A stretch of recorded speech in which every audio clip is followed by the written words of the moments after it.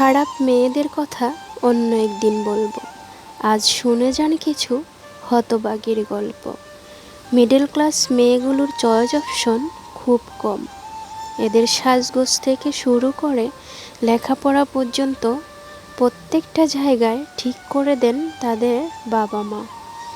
School জীবন শেষ হতে না হতেই বাবা মায়ের কপালে দুশ্চিন্তার রেখা। মেয়েকে বিয়ে দিতে হবে, লেখাপড়া জামাই করালে ভালো, না করালেও সমস্যা নেই, কারণ সন্তান যে মেয়ে, বসে খাওয়ালে উসুল হবে কবে। এই টাইপের মেয়েদের জন্য বিদেশি ছেলে খুব ভালো। আর যাই হোক, টাকা পয়সা আছে, আর টাকাওয়ালা প্রবাসীর চোখ যেন থাকে এদিকে। নিজের বয়স বা ছুরুত যাই হোক না কেন, মেয়েকে হতে হবে হাঁটুর বয়সী। একটা গরিব ঘরের মেয়ে বিয়ের পর বিদেশ চলে গেছে, হোক না জামাই একটু বয়স্ক।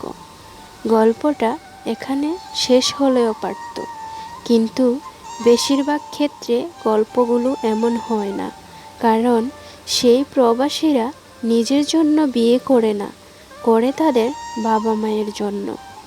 বছরে কিংবা 2 বছরে একবার এসে হাজিরা দেওয়াটাই বউর প্রতি তার দায়িত্ব। বছর যেতে না যেতে আগে বাচ্চা নাও, তারও আগে পড়াশোনা হাঁটাও। বলা যায় না কচি মেয়ে, পড়াশোনা করালে তো বিপদ। আগে মেয়েটার ডানা কাটা হয় যেন উঠতে না পারে, এরপর বছরের পর বছর ফেলে রাখা হয় আসবাবপত্রের মতো। একটা মেয়ে কদিন পারে স্বামী ছাড়া দাসের মতো পড়ে থাকতে?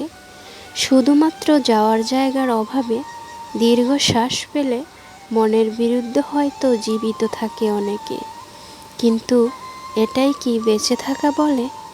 এইভাবেই কিছু মেয়ের জীবন কেটে যায়। কেউ কেউ অন্যের হাত ধরে পালিয়ে যায়, আবার কেউ কেউ জড়িয়ে পড়ে পরকীয়ায়। কত গল্প শুনি প্রবাসী বউ চলে গেছে, মেয়েদের ধৈর্য অনেক বেশি, কিন্তু সে ধৈর্য আসতে সময় লাগে। 40 বছরের মানুষটার মন বোঝার ক্ষমতা 20 বছরের মেয়েটার কি করে হবে? 3 বেলা ভাত দিয়ে কুকুর বেড়াল পোষা যায়, কিন্তু একটা মানুষকে আগলে রাখতে লাগে ভালোবাসা। সেই মানুষটার ছোঁয়া না পেলে, গন্ধ না পেলে সেই ভালোবাসাটা আসবে কি করে?